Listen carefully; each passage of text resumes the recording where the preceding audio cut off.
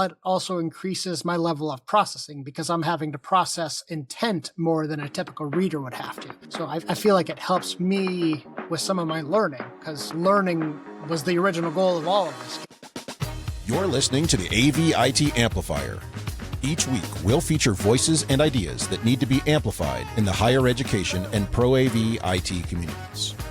This show is brought to you by higherEdAV.com. And now here's your host, Ryan Gray. Well, hello, everybody, and thank you for tuning in again to the AV-IT Amplifier. As always, my name is Ryan Gray. I am your host. And if it is Wednesday, you know your feed has been refreshed with new content, which we're going to continue to say, whether it's true or not. But, you know, part of the answer to that problem is with us today that we can talk about. You know what I'm saying? So, Chris Kelly, I would say welcome back to the show.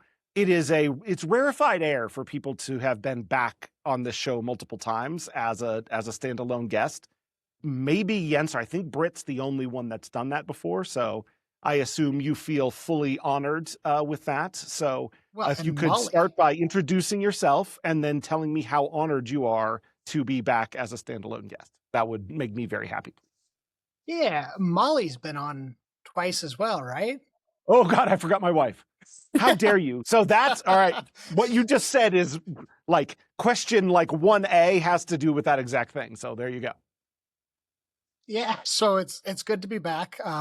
You know, you were one of my first behind. I think I did Brit's Brave Space before yours, but you know, I loved my experience last time, and I am a lifelong listener to the AV-IT Amplifier, and that amongst many other of our portfolio of podcasts that we have. So yes, for anyone who does not remember from last time, I'm a senior IT support specialist. I don't know if I even was that title necessarily last time at Creighton University in Omaha, as well as currently the advisory board chair for HETMA. And I am newly announced managing editor for the Higher Ed AV Media. All right. Well, so first, is it congratulations or condolences as being brought on as managing editor of Higher Ed AV Media? Those don't have to be separate things. It was not totally clear yet which side that lands on. I suppose that depends on you. Yeah, exactly. All right. So, but that leads into something because you mentioned something before is that you have a claim that you have listened to every podcast at Higher Ed AV and read all the material that has gone up there going back to, I don't know what date. So could you clarify what is your claim to having consumed all of the content of Higher Ed AV Media? So, I mean, the way that I got into all of this and learning about HETMA and everything was Joe's podcast, Higher Ed AV Podcast. And from there, just learning about the other ones we had. So I started from episode 1 on that and, you know, episode 1 on yours, Brit's, the AV Life, Ed Tech is not necessarily in our portfolio, but keeping up with that one as well. Mm-hmm. But then I also go to like James King's podcasts. So, yep. You know, I and you can mention, you know, AV, the editor saying that they're good friends of ours. You know what I'm saying? Ed Tech and Ask the Programmer, and you know that come out of God, I forgot the name. But Tim's platform, what's it called? AV Nation. Yeah, exactly. I hate when I misplace something. No, you're fine. You're fine calling AV Nation out by name. They're good quality content too. Yeah. So your claim is you have listened to them all. Of those ones listed, I believe I've listened to, I guess as the programmer, I might have started not quite back at the beginning, but otherwise I think I pretty much listened to the lifespan of all of those that I listed there. Nice. So, for listeners, you're never supposed to refer to something that wasn't on the show, but I'll break that rule as to say after a meeting that we were in yesterday, after people had to disconnect, there were some people that hung on for a little while.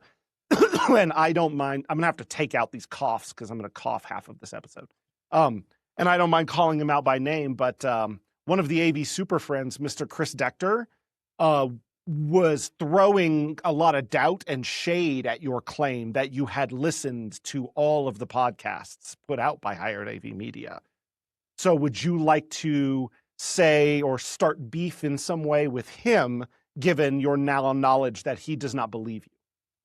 I have not listened to the full catalog of AV Super Friends. I will admit. That is one that no I'm one working should bother doing that.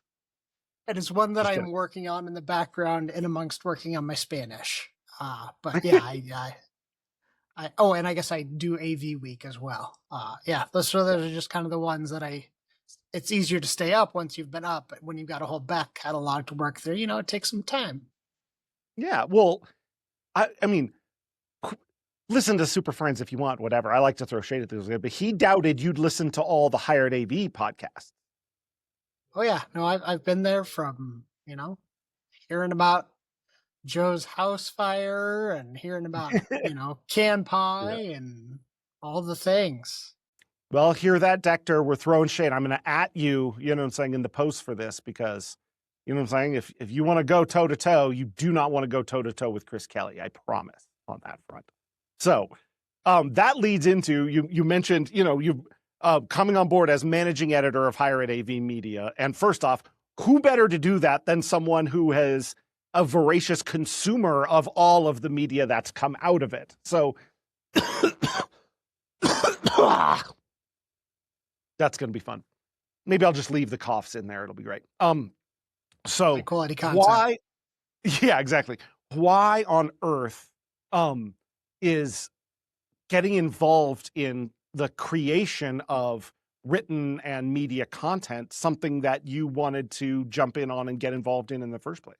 So if I'm going to be in on something, I like to be in as much as I can. I'm kind of like an all-in sort of person.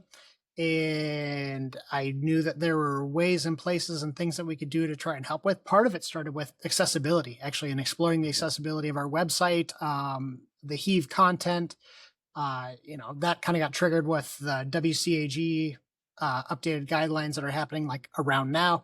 But seeing what our website was looking like, and then also just seeing where we were at with content. And I had reached out to you like, hey, what can I do to get in writing?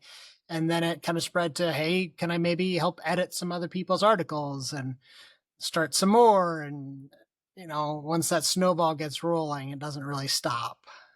So, yeah, but I've enjoyed it, and I like being busy, and I like knowing all the things. It gives me, a definite.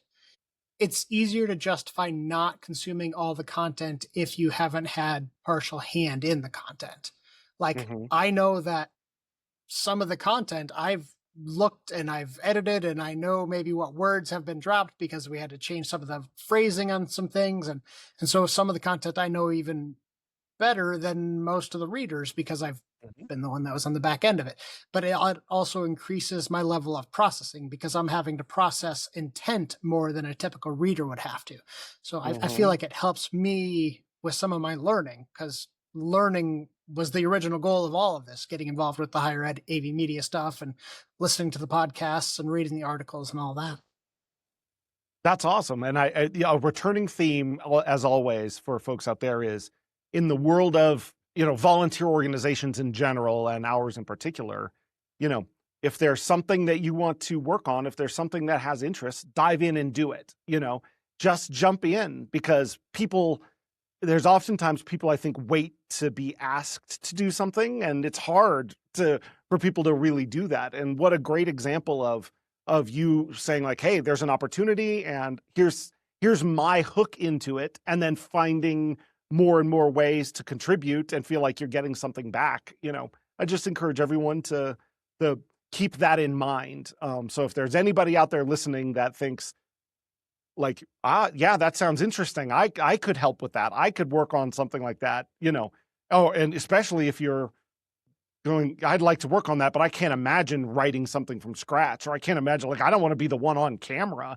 There's a lot of time and effort that goes into making getting content up, getting it out regularly, and also making it quality content.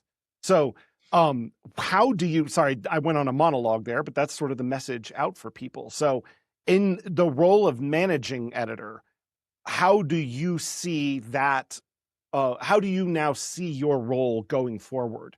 What are you going to be looking at, concentrating on, and and in what ways are you going to try and bring your skill set to improving, the site and the brand?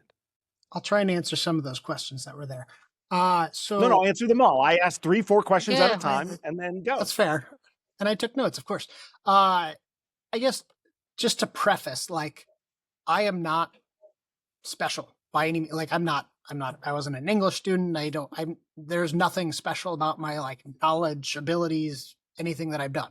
It was just the willingness and curiosity to get involved and start doing things. Like you mentioned, with articles, with the podcast, with anything, there's the people out front that are the face, and then there's a whole lot of logistics that have to happen in the back end.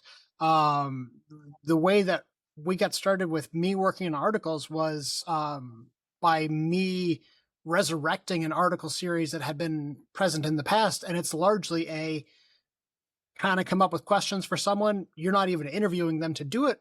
Typically, you're sending it to them. You're asking them the questions, getting the materials back, then generating something largely from what they've said. So a lot of it, very little of it is actually my words coming through in a number of the series that I do.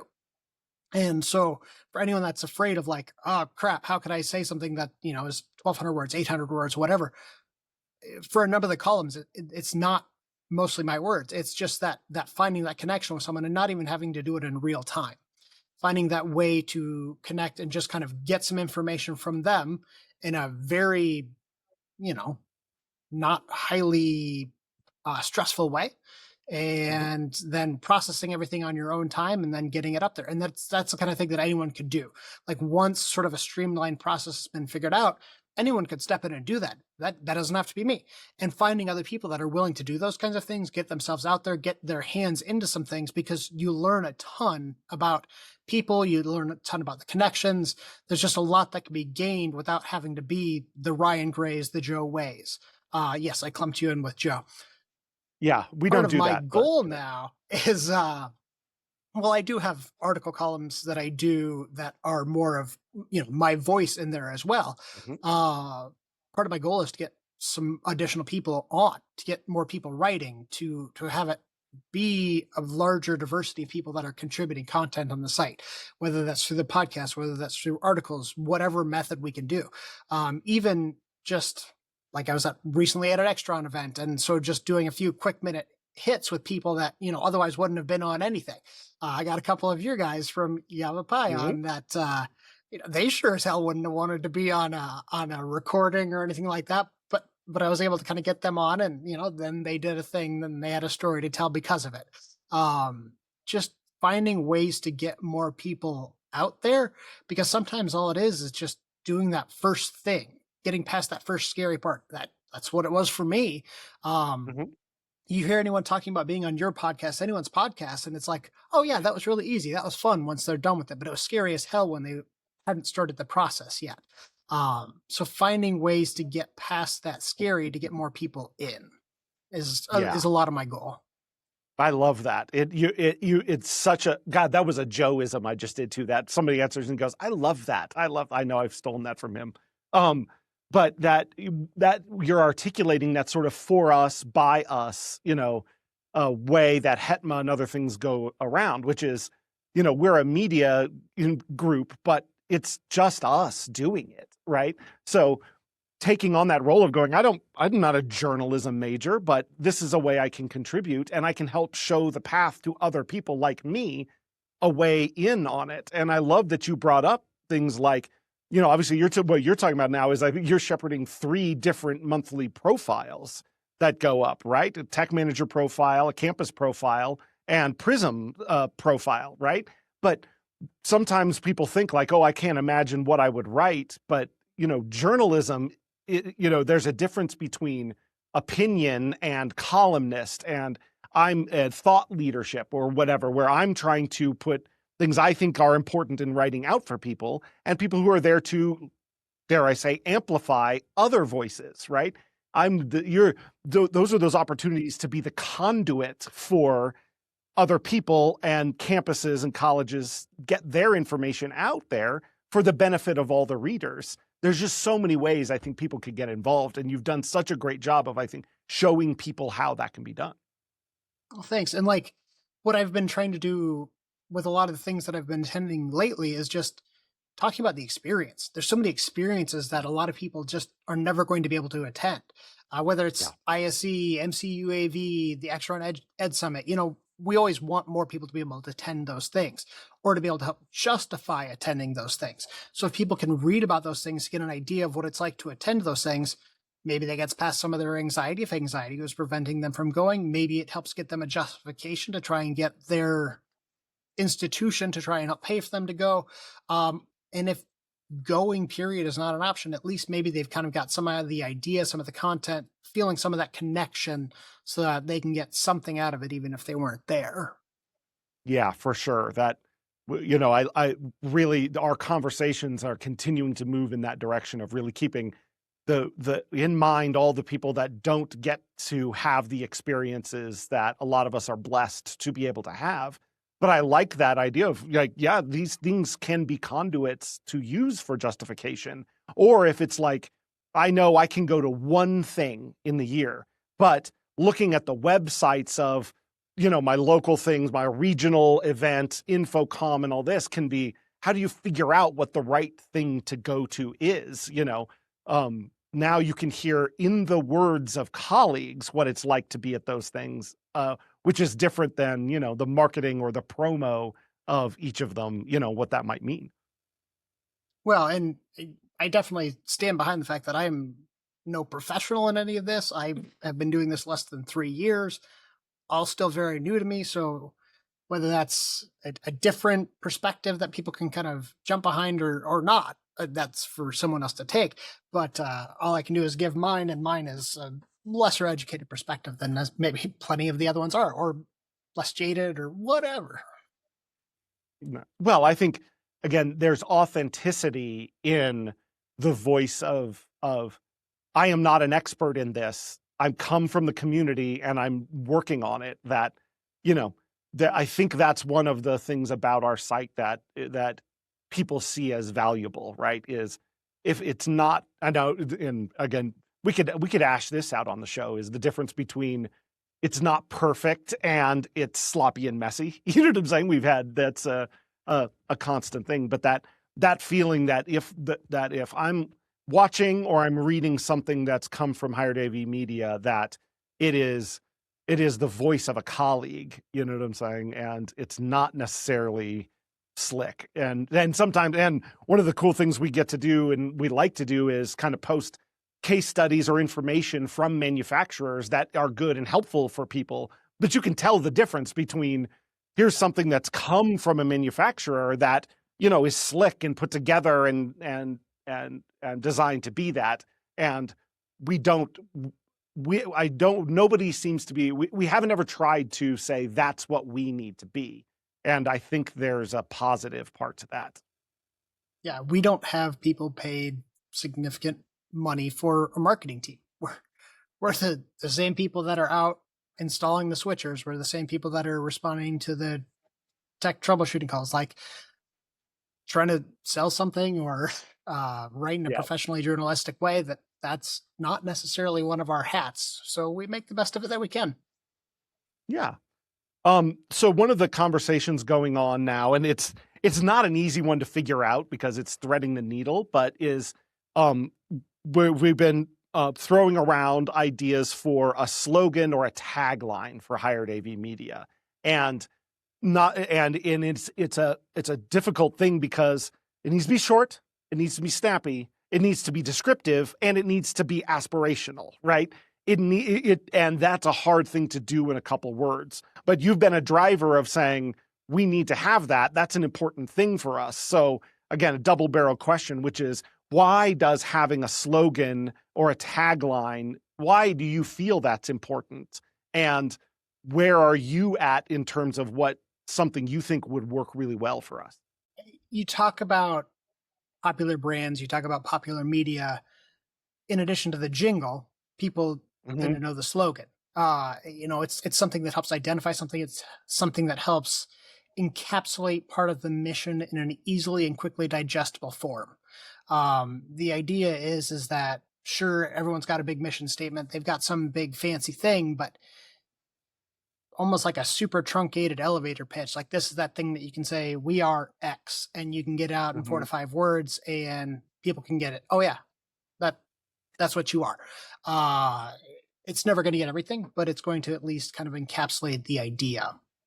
And it's great for stickers and other media. You're not going to put some big long thing on a logo that we have or on some little 3x3 sticker. So being able to get those things in a small digestible form really helps with brand recognition and to help make sure that people kind of know who we are and what we're about. Uh, Something that you didn't quite hit on in your list was also not wanting to try and make ourselves seem like you know, everyone in the world needs to come to us kind of thing. That we're Hmm. not too big for our britches, as some might say. While we feel we are definitely a valuable source for things, and we want to be a place that anyone and everyone can come to, uh, we're not, necessarily the only of anything. We are another quality source that in conjunction with everyone else, we can help provide some quality content that's very good for our niche area. And we encourage anyone and everyone to come to it, but we don't want to say that we are the best or the ultimate or the one-stop shop necessarily for anything. Which is why a lot of the content that we have is links to help connect out to other people, to share with our partners, things that Hmm. help us collaborate. And that's what HETMA is for, is partnership. Hmm. We partner with other groups, with other organizations, because we've got some things and we want to help partner with other groups that through our partnerships can get the totality of experience and knowledge that one needs in this vertical. I love that's a great answer, and it like ties back to the beginning of like fine calling out AV Nation and what they do, and we have people that work with us and work with them, and it's all like we're following the ethos that sort of HETMA and other higher ed organizations, not just in technology, but other associations that, while in theory we're all competitors for the same students, it doesn't feel that way. We want to share our ideas with each other. We want to be collaborative. And that culture, that mission extends now over into what we're doing. Our job isn't to say there's a zero sum game, and our job is to crush another like regular media would be, right? Where it's the Nielsen ratings tell you, and you're trying to capture as many eyes because they're either watching me or they're watching them. The idea is that there's a both and that, we're not just going to, we want to be good at what our stated mission is, which has that sort of higher ed part to it. So when we look at, pro AV or the AV industry as a whole, you know what I'm saying? Our goal is not to be a one-stop shop where everybody in AV has to come to us to know everything that's going on. We're a volunteer organization. That's not the mission. But we certainly have a mission that says, here's perspective and information that is tailored to and can help the industry understand the higher ed vertical part of that in an authentic way. So I think places and times where there is a clear vision, as it were, whether it's, and by that I don't mean, the 2-sentence vision statement that everybody sits around and figures out, and then it goes in a drawer and on a website and nobody knows what it is, but that feeling that people know it and are willing to talk about it, is kind of the key. And I think that's been part of the recent success, is really taking the culture and the founding principles of HETMA and going, how do we apply that to this media side? So I really appreciate all the help that and your willingness to come in and step up and say this, like, to what you said there and otherwise, which is it's not my job to control everything. It's not my job to craft everything. And it's not our job to be everything to everybody, but it's our job to help empower more people to have their voice out there and to keep our audience, our colleagues in mind every day. You know what I'm saying? It also aligns with that day in, day out, like, priority on student experience and keeping students at the forefront of our decision making on our campuses translates real well to, can we keep our audience in the forefront of our thinking on the media side as well? Well, and the idea of, with that increasing of the number of people that are creating, generating, being a part of content, because you could have a million different media places, but you're still never going to get the voice of everyone out there. We have so many people that they maybe just need the right prompting, the right encouragement to try and get their voice out there, the encouragement to see it as a comfortable experience. And, as long as we can maybe fill some of that niche to get some of those people and some additional voices out there, that's great. I would love to be the place that, is able to get someone from Pikeville, can get someone from, these little towns, these little places, these little schools that otherwise maybe wouldn't have had a voice, and see where that takes us, because the big schools are not the only voices by any means. Yeah. And it's cool. Here's the editor-in-chief and the managing editor, and one's in Omaha, Nebraska, one's in Prescott, Arizona. You know what I'm saying? It's, there's evidence that that's what's going on. And yeah, I appreciate it. It's not a matter, it's a matter of people's effort, perspective, and desire to serve, not where did you come from, and is there a title or a school associated with you that people will perceive as important, that is sort of dictating, what's happening. So again, I think that goes to an effort of authenticity, that we've got. So before I let you go for this first round, let's talk about your column. And you mentioned, sort of picking up the angle of accessibility as what sort of first brought you in. How have you gone about thinking about what you're going to write, why you're going to write what you're going to write? Like, give people a peek behind the curtain of someone who says, okay, I'm going to pick up a column. I'm committing to having, new thoughts out on a regular basis. How do you manage that part for yourself? Particularly with Empowered by Design, which is the one that I write that is truly like my voice. I guess other than like one I had interviewed a former coworker from vocational rehab. It's intimidating to try and think of something every month, and it's not a space that I'm directly doing a lot in. So it's not like I'm, every week having some new concept or experience come to me that's like, oh, hey, this is something that I can write about. So it's kind of always percolating in the back of my mind where I can go to next. And there's some things that I've been like, yes, I want to do this, and I just haven't been able to get to it yet. Like there's one that I want to do as an interview with a group of folks, and it's just, I've been working on it in the background for like 3 or 4 months now, just trying to get the pieces set up right. I'm hopeful. I've got an interview set up later this week that I'll be able to get something that'll probably be for next month's column. And I think it'll be really good. And I think a lot of people will be curious about it. But, there's always kind of thinking about a way to wrap that in and which way to go with it, because a lot of it has been accessibility, but I also, a big part of me is also like diversity, equity, inclusion efforts. And so like the one that I've written for this month is a bit more leaning into that. There's a little bit of accessibility in it, but it's the topic of why it's important, even though I'm a, white, able-bodied, cisgendered man, why it's important for me to be in the room when DEI conversations are happening. Not for me to talk, not for me to own it, but to listen, to learn, and to be able to carry that message into other spaces where people may not be able to be present. So a similar concept. That's awesome. And if people are listening, hearing that, like, you can have an idea that rattles around for a while, it's not a matter of sitting down at a blank piece of paper and trying to come up with something. You already have ideas that are rattling around in your head about stuff going on at your work or at your life. And now you get to apply like a little more of a well, what might I say about that? Or who can I talk to get perspective and bring their ideas into it? And I find not only, the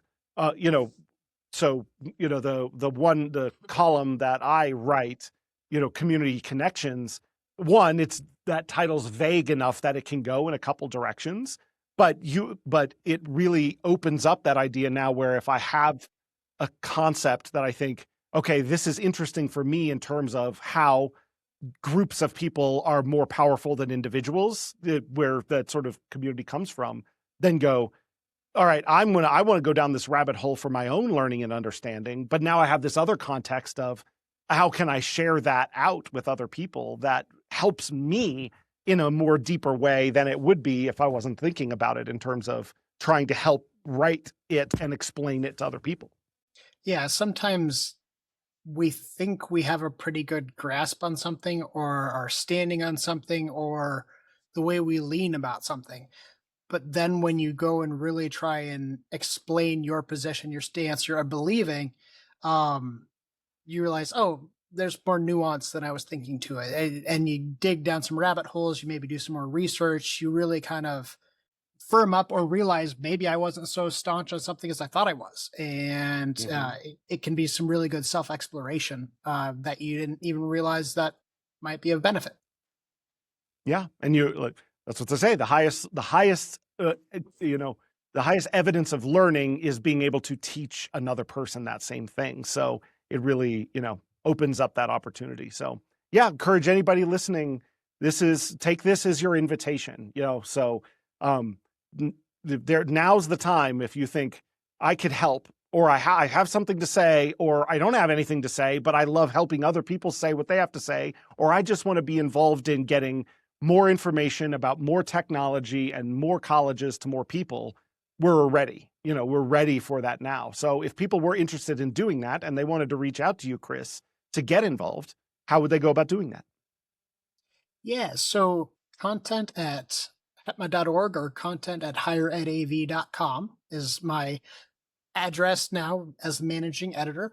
Ryan and I are also working on the back end on a form that'll be on the website so that if people want to volunteer to be a guest on a podcast, volunteer to write an article, or just want to try and help, but they have no idea how to do it, they can ideally in the near future, as of the time of this recording, be able to work on that and just hit some buttons and it'll reach out to us and then we can connect to them to try and say, what can we do? What do you want to do?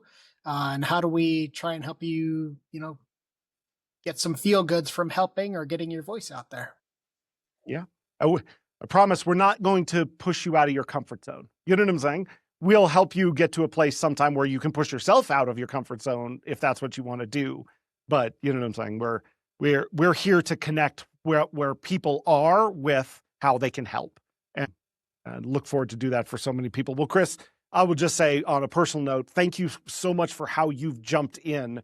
Hired AV Media would have undoubtedly crashed and burned over the last few months without you coming in and giving it the shot in the arm you have. And I appreciate now the kind of renewed enthusiasm and excitement I have for it, having, dare I say, a partner to really work with on it. So thank you for that. And thank you for coming and subjecting yourself to questions and talking about it again.